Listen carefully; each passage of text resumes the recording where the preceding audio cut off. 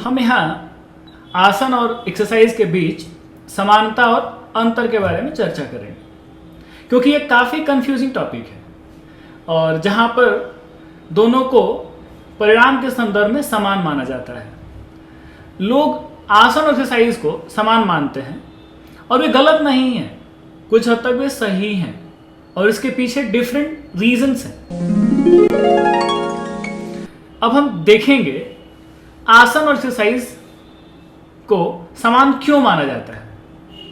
हम यदि आगे बढ़ते हैं तो देखेंगे कि कभी कभी आसन को एक्सरसाइज के समान माना जाता है और कभी कभी अलग भी, और वह है प्री कंसीव्ड नोशन के कारण जो हमारे चारों ओर विद्यमान है। प्री कंसीव्ड नोशंस वास्तविक जानकारी और अनुभव से पहले ही बनाई जाने वाली धारणाएं हैं। Pre conceived notions psychological pathogens की तरह है जो आपको रियलिटी तक पहुंचने में बाधा डालते हैं।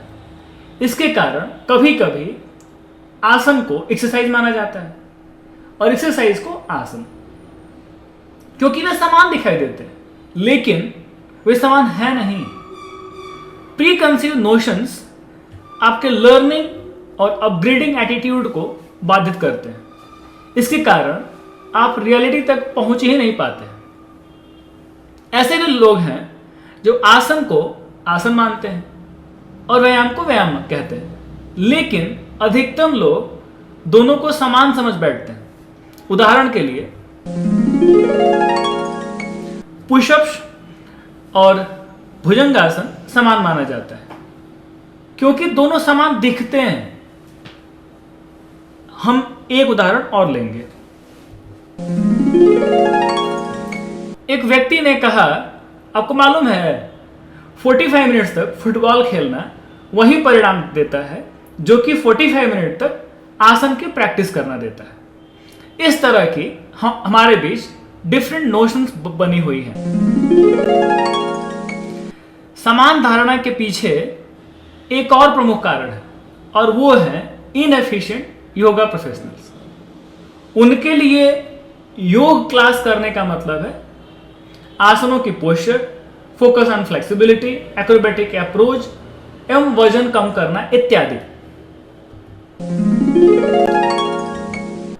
योग के पर्सपेक्टिव में आसनों की सीमित समझ होने के कारण तथाकथित योगा प्रोफेशनल्स आसन की मुद्रा को तो योग से उधार ले लेते हैं, लेकिन आसन की वास्तविक मंशा और दृष्टिकोण को छोड़ देते हैं।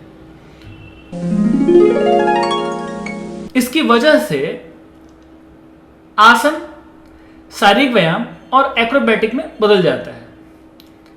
इसलिए परिणाम भी शारीरिक स्तर पर, यानी कि muscular flexibility, muscle building, weight loss, skin toning आदि तक ही सीमित रह जाता है। यदि आपको आसनों का अभ्यास करने के बाद ईज व स्टेबिलिटी मिलती है तो इसका मतलब है कि आपको आसनों का उचित परिणाम मिल गया है। इनएफिशिएंट योगा प्रोफेशनल्स और प्रैक्टिशनर के कारण प्री कंसीव्ड नोशंस पर भी बहुत फोकस मिल जाता है। आसन और एक्सरसाइज के समान बोध के लिए तीसरा कारक है इन्फोडेमिक, जिस पर हम विचार करने जा रहे हैं। इन्फोडेमिक का तात्पर्य है आमतौर पर एक समस्या के बारे में अधिक मात्रा में जानकारी का होना जो कि अविश्वसनीय हो, तेजी से फैलता हो और सॉल्यूशन को उपलब्ध कराने में कठिनाइयां उपलब्ध करा देता हो। उदाहरण के लिए इन्फोडेमिक व्यक्ति को सीधे ही प्रभावित करता है कॉमन सेंस पर, और यह विभिन्न माध्यमों से फैलता भी है, for example social media, internet इत्यादि। इन्फोडेमिक के कारण सोशल मीडिया और इंटरनेट ग्रेजुएट्स तेजी से बढ़ रहे हैं। इसलिए pre conceived notions, inefficient yoga professionals और इन्फोडेमिक के कारण आसन और एक्सरसाइज में समानताएं देखी जाती हैं। अब तक हमने आसन और एक्सरसाइज की समानता के बारे में बातचीत की है। अब हम आसन और एक्सरसाइज के बीच के अंतर के बारे में डिस्कस करेंगे कि वे एक दूसरे से अलग क्यों हैं। इसके लिए सबसे पहले हम विचार करेंगे इंटेंट पर। इसका मतलब है कि आसन हमें क्यों करना है और एक्सरसाइज हमें क्यों करना है, जो कि इंटेंट को परिभाषित करता है।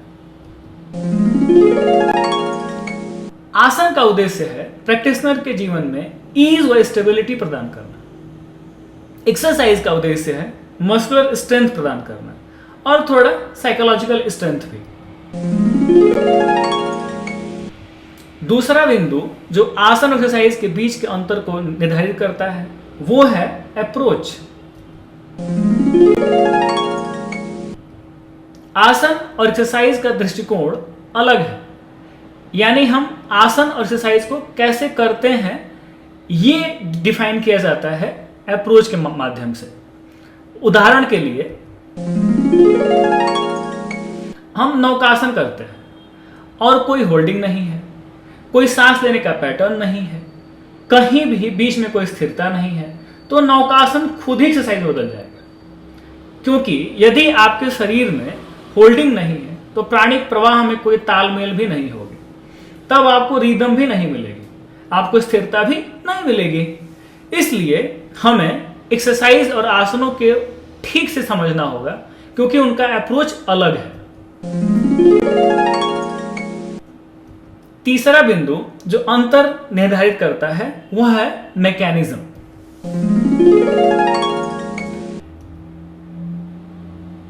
मैकेनिज्म यानी कार्य पद्धति, यानी कि आसन और एक्सरसाइज कैसे काम करते हैं। आइए देखते हैं इसके बारे में थोड़ा सा। आसन और एक्सरसाइज करते समय वास्तव में क्या भिन्नता है। आसन का अभ्यास प्रैक्टिशनर की सुविधा अनुसार पोज को होल्ड करके और सांस लेने के पैटर्न को रेगुलेट करके किया जाता है। होल्ड के कारण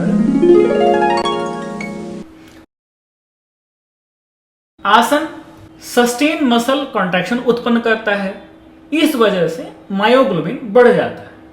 मायोग्लोबिन एक प्रोटीन है जो मसल सेल के भीतर ऑक्सीजन को ट्रैप करता है, जिससे मसल की एफिशिएंसी बढ़ जाती है। फिजिकल एक्सरसाइज का नेचर डायनामिक होता है, जिसके कारण एनर्जी की एक्सेस नीड को पूरा करने के लिए मायोग्लोबिन को यूज कर लिया जाता है एक्सरसाइज करने के दौरान। और आसन और एक्सरसाइज में बेसिक डिफरेंस ये है यहां पर कि आसनों से मायोग्लोबिन का लेवल हमारी बॉडी में रेज होता है और एक्सरसाइज से उसको कंज्यूम किया जाता है। इस प्रकार अब तक के किए गए डिस्कशन के अनुसार हमें यह पता चला कि आसन और एक्सरसाइज दोनों एक दूसरे से भिन्न है। यह अनुभव करना उचित नहीं है कि दोनों समान हैं। उनके बीच समानताएं हैं, लेकिन इसका मतलब यह नहीं है कि वे दोनों समान हैं। वे समान दिखाई दे सकते हैं लेकिन समान है नहीं। अनुभव करने के लिए आसन और एक्सरसाइज के बीच के अंतर को समझने के लिए एफिशिएंट योगा प्रोफेशनल्स और प्रैक्टिशनर दोनों का होना अनिवार्य है। दोनों को ही योग्य होना चाहिए, दोनों को ही जिज्ञासु होना चाहिए, तभी जाकर के दोनों एक दूसरे के बीच के भेद को समझ पाएंगे।